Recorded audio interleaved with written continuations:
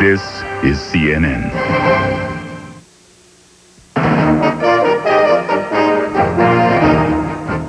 The three major vice presidential candidates have just 3 hours left to get ready for their debate. Two parents try to return their adopted children after losing their home to Hurricane Andrew. In Egypt, the search for survivors moves forward as the death toll from yesterday's earthquake rises.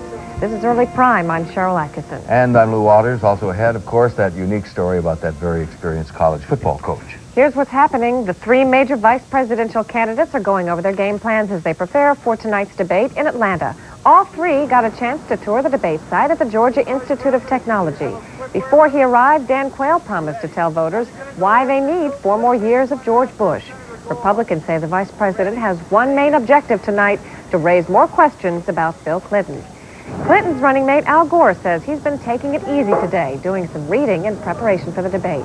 Democrats say Gore needs to present a clear picture of what the Clinton-Gore administration would be like.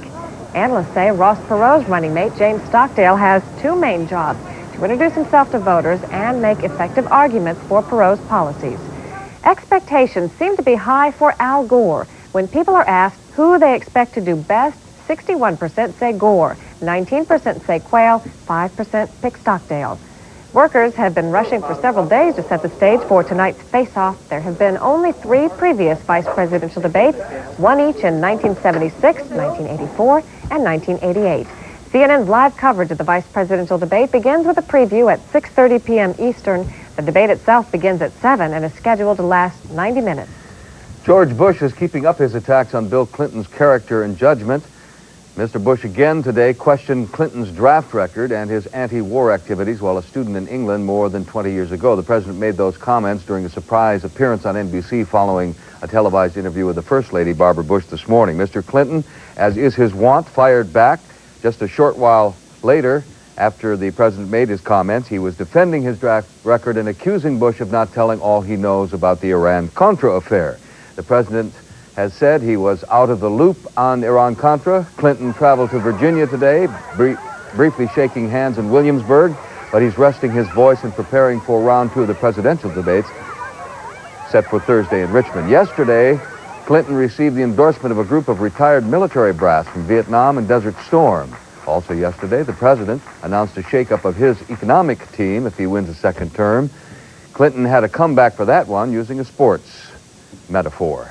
Hear what Bush said today? If he got another term, he'd fire his economic team. Hey, does it work that way in Carolina? If the team has a bad season, the coach fires the team?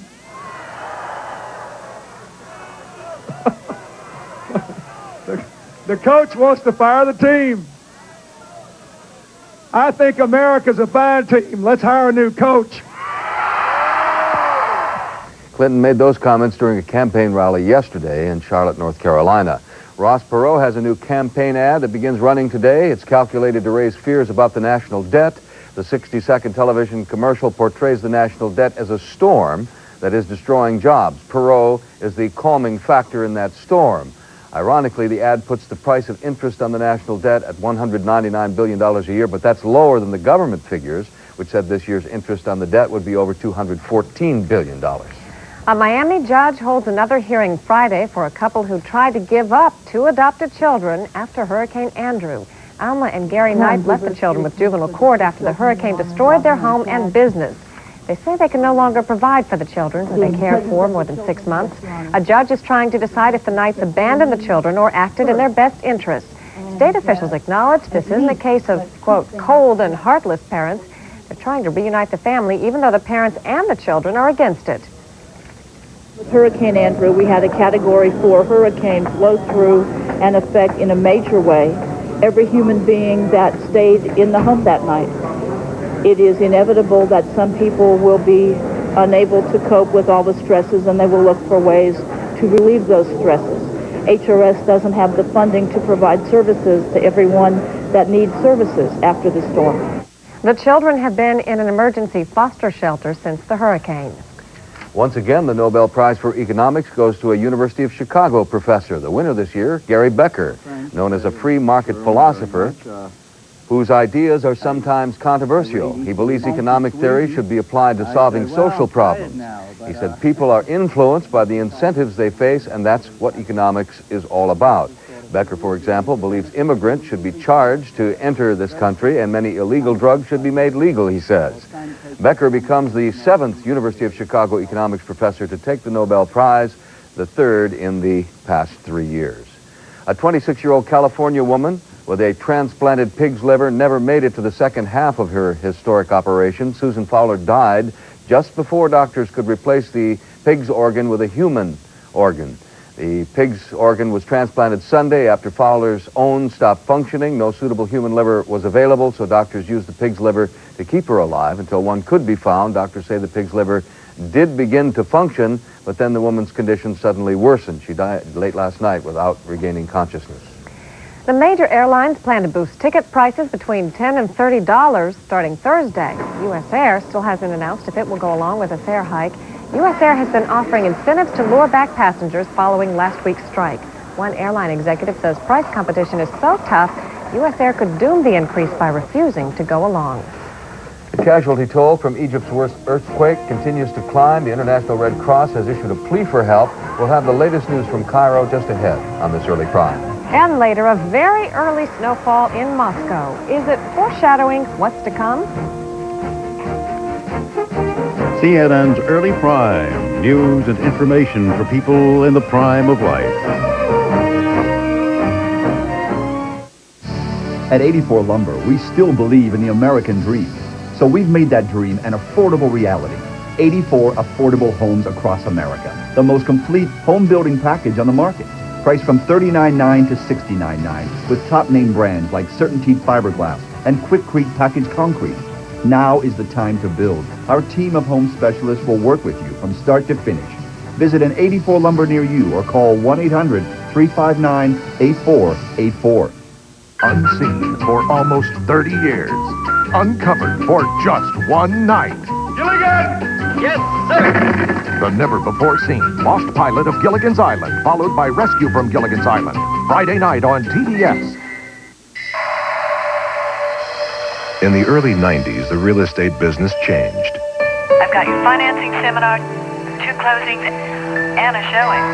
Busy day. Busy morning. Professionals took control, trained to use the latest marketing tools, responsive to the real human issues. He's not moving, but we've got a meeting set for tomorrow. And one organization is setting the pace. Better Homes and Gardens Real Estate. Join us. Call 1-800-ADVANCE. At 84 Lumber, we still believe in the American dream. So we've made that dream an affordable reality. 84 affordable homes across America. The most complete home building package on the market. Priced from $39.9 to $69.9 with top name brands like Stanley and Century. Now is the time to build. Our team of home specialists will work with you from start to finish.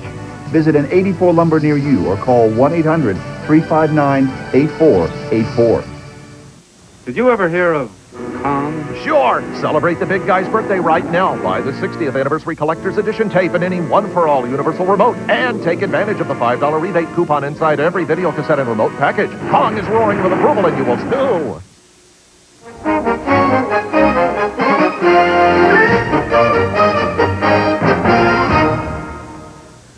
Relief workers are having a tough time keeping track of the number of people who were killed and injured in yesterday's earthquake in Egypt. Government officials there now say 400 people died.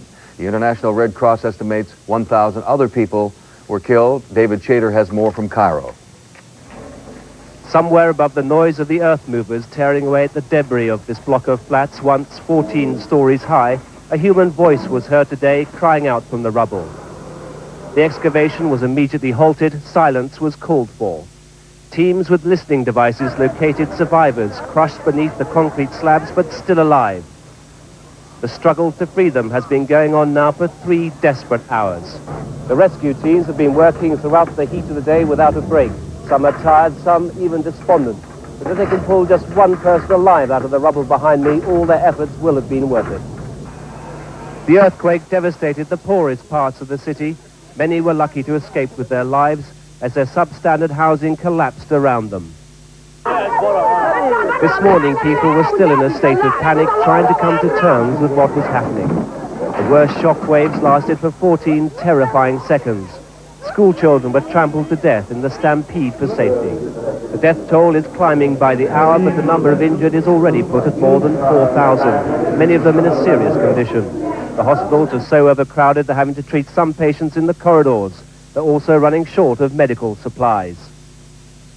In the last few minutes, they pulled what they thought was another survivor out of the rubble, but he died just as safety was at hand.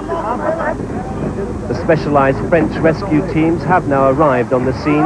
All hope has not yet gone. They hope other survivors will be found. David Chater, ITN, in Cairo.